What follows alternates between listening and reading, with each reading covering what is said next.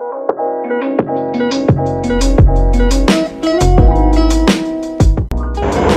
guys, bareng lagi nih sama podcast kita.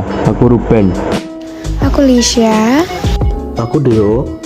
Hai everyone, aku Jessie. Seperti yang kita tahu, Indonesia memiliki banyak perairan daripada daratan. Maka dari itu Indonesia dijuluki dengan negara maritim. Jadi di episode 3 ini kita akan membahas Indonesia poros maritim. Hai Lisha, kamu mau kemana nih buat weekend nanti? Hai Jess, aku nanti weekend mau ke Pantai Kuta nih. Wah, pasti keren banget. Aku belum pernah ke sana. Emang pantainya gimana? Kuta is an extremely wonderful shoreline. Kuta shoreline situated in Baduru. It's near to the Ngurah Rai Air Terminal and speaks the true 9 km from Denpasar. Kuta is a shoreline that is extremely well known both in Indonesia and global. In Kuta shoreline, there are an assortment of hobbies including stockman, eatery, bar, and in education and exceptionally acclimate surfing spot on the planet. Wah, pasti seru. Ngomong-ngomong tentang laut dan pantai, aku jadi ingat tugas sejarah tentang peran laut pada masa Hindu-Buddha. Oh, tugas itu. Jadi peran laut pada masa Hindu-Buddha itu laut sebagai sarana transportasi di Indonesia loh. Dan juga dijadikan sebagai sarana transportasi perdagangan melalui jalur sutra dan juga masyarakat di zaman Hindu-Buddha itu berdagang dan menyebarkan agama Hindu dan Buddha di Indonesia. Terus nih, kita pasti ada nenek moyang kan? Kehidupan awal manusia Indonesia itu ada 3 masa, yaitu masa berburu dan mengumpulkan makanan, masa bercocok tanam, dan masa perundakian, di mana ketiga masa tersebut mempengaruhi masa kini dalam berbagai aspek kehidupan manusia. Contoh aspek kepercayaan, yaitu mengakarnya animisme, dinanisme, dan totemisme pada masyarakat saat ini seperti kepemilikan benda pusaka. Sosial, yaitu kecenderungan hidup berkelompok yang saat ini dilakukan untuk mewujudkan tujuan hidup. Budaya, yaitu mereka menciptakan gambar, nyanyian atau puisi, dan cerita yang merupakan ide awal dari seni. Ekonomi, yaitu dikenalnya barter sebagai kegiatan perdagangan, dan saat ini masyarakat masih melakukan kegiatan perdagangan. Teknologi, yaitu menciptakan sesuatu barang atau alat yang dapat membantu untuk mempermudah kehidupan. Jadi, kehidupan masa kini tidak bisa terlepas dari kehidupan 3 masa itu kan, Jess? Iya, benar. Oh, ternyata gitu. BTW, kenapa ya warna air laut bisa berubah-ubah? Jadi, warna air laut bisa berubah karena dipengaruhi oleh sinar matahari dan juga zat larutan maupun organisme yang terdapat di air. Oh, ternyata seperti itu ya. Thank you, Lisha. Oh iya, Jessie. Kemarin kan kita sudah membeli bahan-bahan pokok pembuatan yogurt.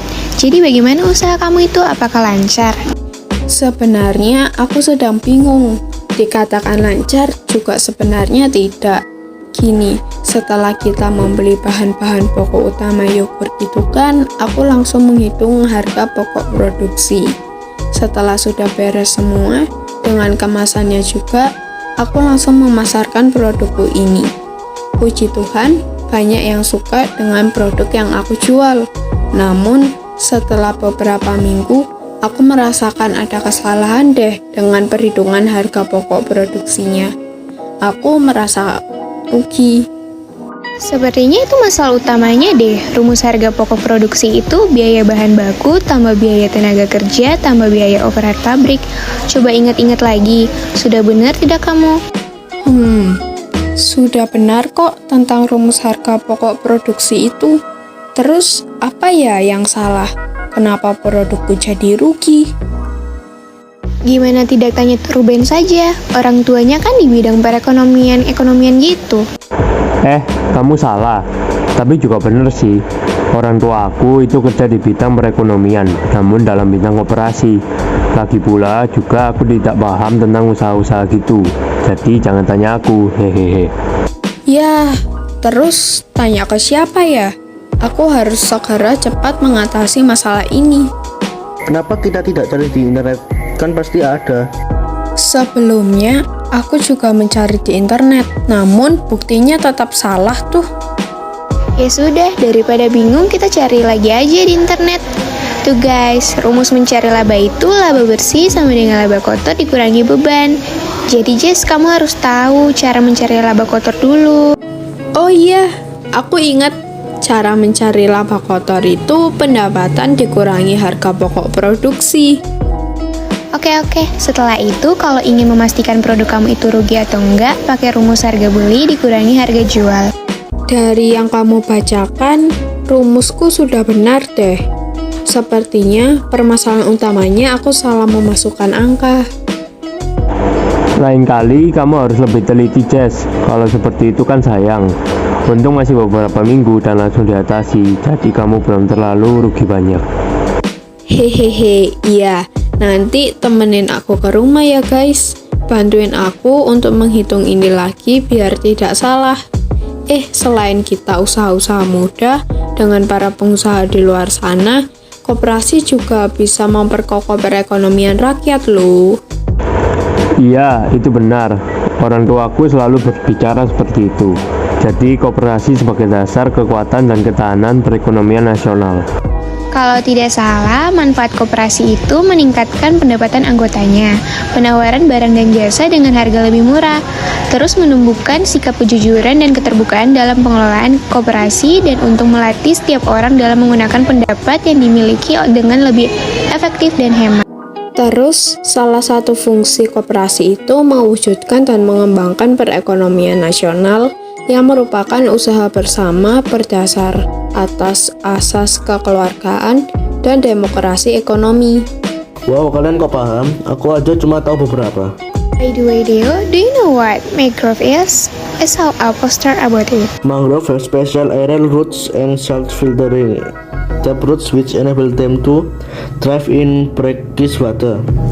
They are commonly planted and found in coastal areas because mangrove can serve as wells of protection for natural disaster in coastal area like tsunami.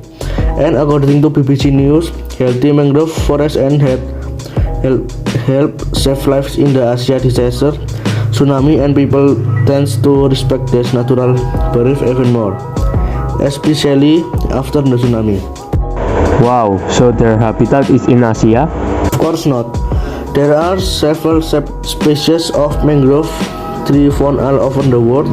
Some prefer more salinity, while others like to be very close to a large freshwater source such as river. Some prefer areas that are sheltered from wave. Some species have their roots covered with the sea water every day during high tide. Other species grow on dry land but are still part of the ecosystem. The Times of India report that a species of mangrove have been found at what's also known as the looking glass tree, probably because the leaves are silver coated.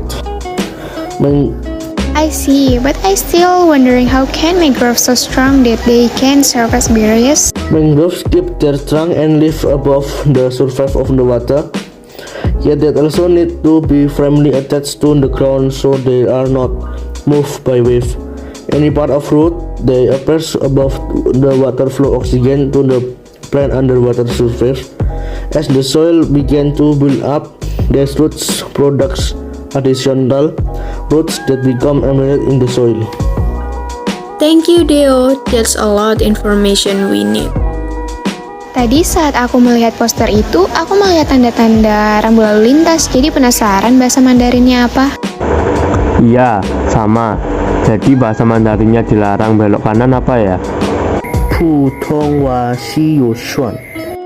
Kalau belok kiri, Putongwa Xiang Shou Xuan. Wah, kamu sangat mahir bahasa Mandarin ya. Kalau dilarang parkir di sini, bahasa Mandarinnya apa? Bunang sai se tang se se li mei you tang se yi wei she ni bunang sai se li ting se. Keren. Kalian tahu gak sih apa keuntungan bagi Indonesia dari hasil hukum laut internasional dalam bidang ekonomi? Ya tahu dong. wah, apa tuh Ben?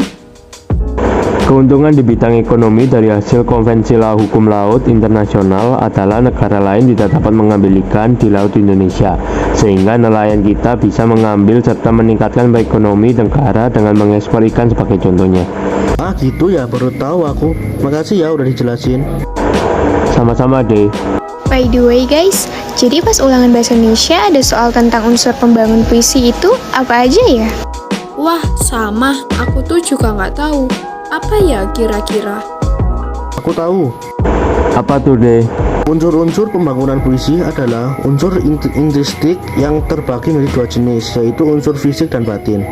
Secara umum, terdapat 6 unsur fisik puisi, yaitu diksi, imaji, dan konkret, gaya, bahasa, rima, dan topografi. Sedangkan unsur batin puisi merupakan unsur yang berkaitan dengan batin dalam pembacaan puisi. Secara umum ada 4 unsur batin puisi, yakni tema, rasa, nada, dan amanat. Pinter banget kamu Deo, bisa hafal semua itu. Biasa aja mah, gitu aja kecil. Malah sombong kamu. Maaf. Ngomong-ngomong nih, kenapa ya Indonesia dikatakan sebagai poros maritim? Potensi Indonesia menjadi poros maritim dunia digambarkan karena letak Indonesia yang strategis menurut aspek geografisnya. Indonesia yang terletak di antara 2 samudra dan 2 benua membuat Indonesia dekat dengan pasar internasional. Wow, keren banget. Terus, kalau nggak salah, alasan mengapa Indonesia disebut sebagai negara maritim adalah karena wilayah perairan di Indonesia lebih luas dari daratannya. Indonesia memiliki sekitar 17.499 pulau bergaris pantai sepanjang 81.000 km. Bener Jess, terus keuntungan Indonesia menjadi negara maritim adalah Indonesia menjadi jalur strategis dalam perdagangan ekonomi dunia dengan memanfaatkan laut sebagai media perhubungan dan juga transportasi. Lalu di Indonesia memiliki tol laut sebagai sarana dan prasarana transportasi pengangkutan logistik di Indonesia. Dan Indonesia memiliki kekayaan sumber daya kelautan yang melimpah. So, karena itu kita harus bangga menjadi anak Indonesia dengan menjaga maritim di Indonesia. Contoh simpelnya, dengan tidak membuang sampah sembarangan saat berlibur ke pantai atau laut. Terus, tidak sembarangan memancing ikan di laut. Jadi gitu guys, benar apa yang dikatakan Jessie. Sebaiknya kita sebagai anak bangsa harus bangga kepada negara kita. Apalagi negara kita Indonesia ini disebut sebagai poros maritim dunia dan memiliki peran sangat penting dalam berbagai aspek. Jadi pada episode ini segini dulu. Semoga kalian bisa mengambil sisi baiknya dan buang hal buruknya. Thank you dan see you guys.